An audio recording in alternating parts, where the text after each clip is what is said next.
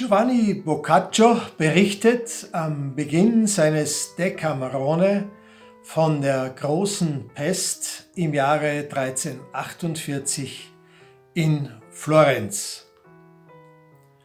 Sie hatte einige Jahre zuvor im Orient angefangen und diesen Gegenden zahllose lebende Wesen geraubt. Unaufhaltsam drang sie weiter von Ort zu Ort und verbreitete sich auf jammervolle Weise auch über den Okzident. Weder Verstand noch irgendeine menschliche Veranstaltung konnte gegen sie etwas ausrichten. Durch eigens dazu angestellte Menschen ließ man die Stadt von allem Schmutze reinigen. Man verbot jedem Kranken den Eintritt und gab viele Ratschläge zur Erhaltung der Gesundheit. Man hielt hier demutsvolle Bußgänge, nicht bloß einmal, sondern oft, und ließ noch auf andere Weise durch fromme Personen zu Gott bitten, aber umsonst.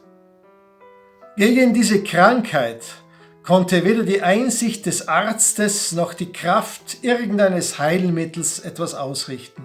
Vielmehr sei es, dass das Übel gar nicht geheilt werden konnte, sei es, dass diese Unwissenheit der Ärzte, deren Anzahl außer dem wissenschaftlich Gebildeten durch Männer und Weiber, die niemals einen Begriff von Medizin erhalten hatten, zu einer ungeheuren Menge angewachsen war, nicht erkannte, woher die Krankheit rühre und somit auch nicht den richtigen Behandlungsplan entwerfen konnte.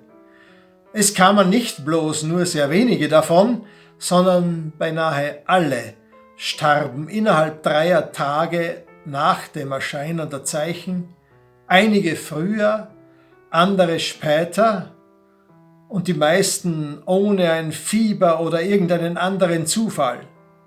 Und diese Pest hatte eine furchtbare Ansteckungskraft, denn von den Kranken kam sie durch den Umgang an Gesunde, gerade wie die Flamme trockene und fettige Gegenstände, die ihr nahe kommen, ergreift. Aber was noch viel schlimmer war, nicht bloß durch das Sprechen und den Umgang mit den Kranken wurde Gesunden die Krankheit und der Same des gemeinschaftlichen Todes übergeben, sondern sogar die Berührung der Kleider oder jedes anderen Gegenstandes, der von den Kranken berührt oder benützt worden war, gab den Berührern die Krankheit weiter. Und bald kamen beinahe alle zu dem grausamen Entschluss, die Kranken und ihre Gegenstände zu meiden und zu fliehen und sich dadurch am Leben zu erhalten. Giovanni Boccaccio beschreibt, wie sich die Ordnung in der Stadt auflöst, wie Kranke nicht mehr gepflegt, wie Tote nicht mehr angemessen bestattet werden können. Die einen flüchten sich in Schlemmerei und Prasserei und trinken im Unmaß, die anderen wieder kasteien sie. Die leerstehenden Häuser werden geplündert und niemand ist da, der dem Einhalt gebieten kann. In diesem jammervollen Zustande der Stadt war das ehrwürdige Ansehen der göttlichen und menschlichen Gesetze beinahe ganz in Verfall geraten.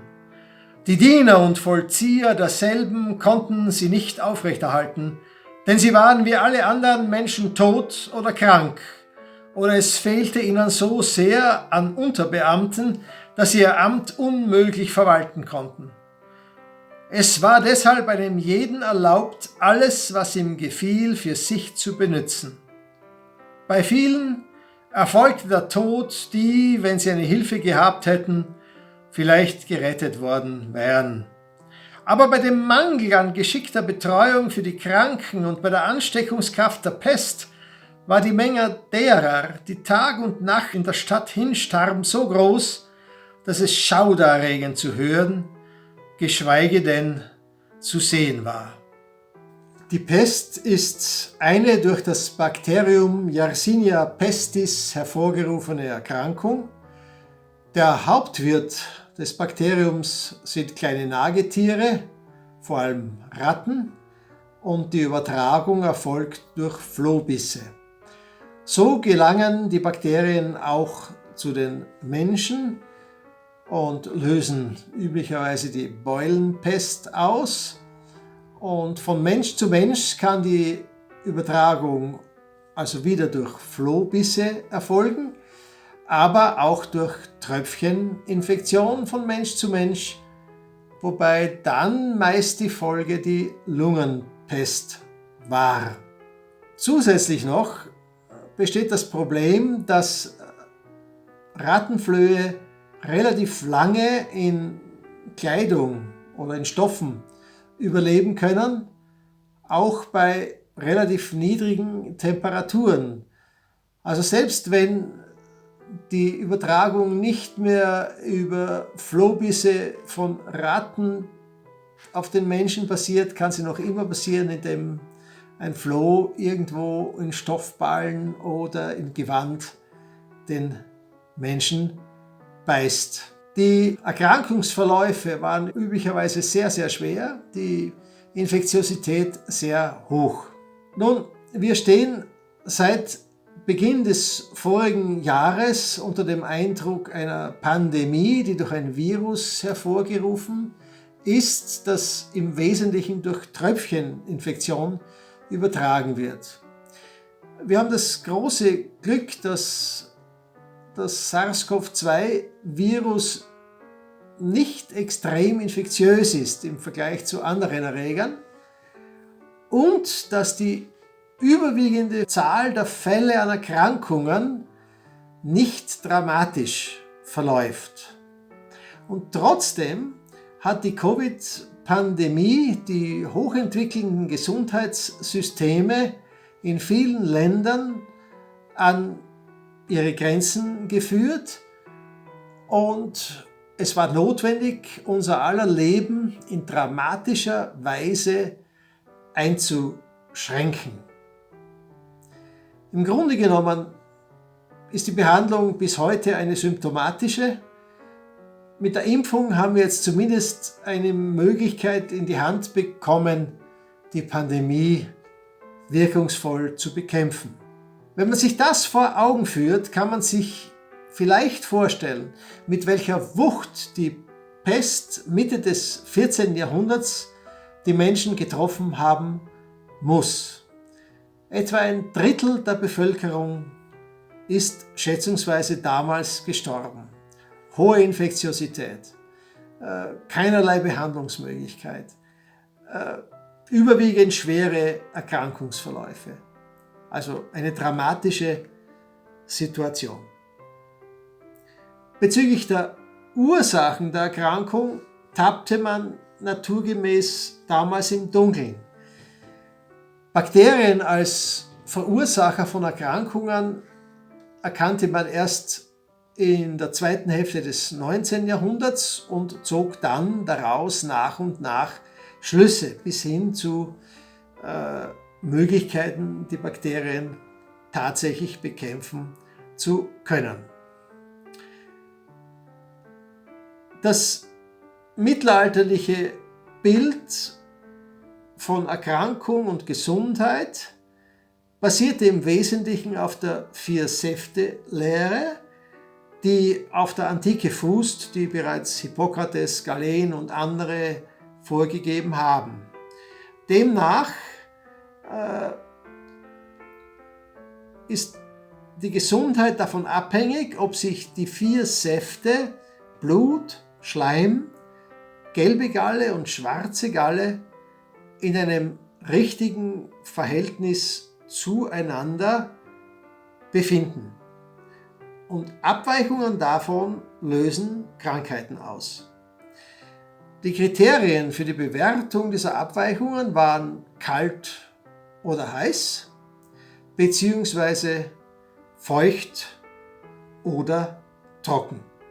Bereits im Jahr 1348 postulierte der Arzt Gentile da Foligno bezüglich der Ursachen der Pest Folgendes: Schuld seien Miasmen, Ausdünstungen des Bodens und des Wassers, die die Luft verderben und anreichern und wenn diese eingeatmet wird, dann kommt es zur Erkrankung. Und Schuld für diese Miasmen, fand Gentile da Folidio, war ein schweres Erdbeben im Frühjahr des Jahres 1348 im Friaul, und er gibt auch einer speziellen Planetenkonstellation im Ende März 1345 die Schuld an dieser Ansammlung von Miasmen.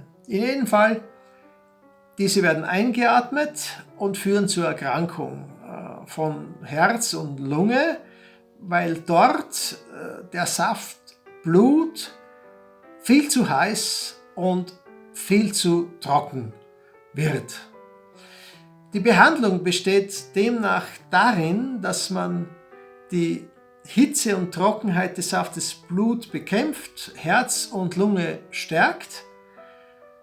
Man solle die Atemluft der Erkrankten meiden, weil diese ja wieder die verdorbene Luft ausstoßen und so die Miasmen zum nächsten gelangen können.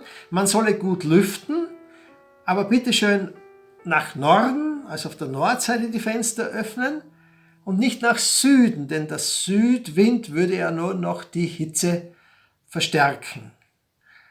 Außerdem solle man Kranke, soweit dies möglich ist, meiden. Soweit Gentile da Foligno, der noch im Jahre 1348 selbst an der Pest verstarb. Im Herbst gab die Pariser Universität auf Anfrage ein Gutachten heraus, das im Wesentlichen vieles wiederholt, was schon Gentile da Foligno gesagt hat, das ich jetzt nicht mehr wiederhole. Dazu schreiben sie noch, die Ärzte mögen Masken mit Duftstoffen tragen, weil diese Duftstoffe in der Lage seien, die Luft zu reinigen.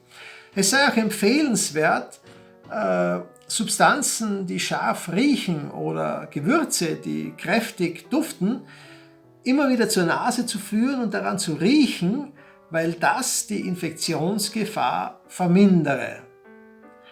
Und wieder die Aufforderung, man möge Kranke meiden, man möge sich gesund und ausgewogen im Sinne der Vier-Säfte-Lehre ernähren. Damit habe man die relativ besten Chancen, nicht an der Pest zu erkranken. Und genau das passiert ja in der Rahmenhandlung des Decamerone, denn 10 junge Menschen treffen sich während der Pestzeit und beschließen, aufs Land zu gehen und dort abzuwarten.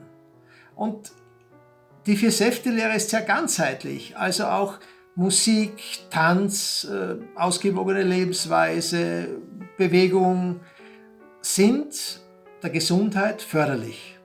Und das machen die jungen Menschen. Sie erzählen sich Geschichten, sie musizieren, sie tanzen, sie essen, sie sind heiter, sie sind voller Freude. Und erst nachdem die Pest in Florenz abgeklungen ist, kehrten sie in die Stadt zurück.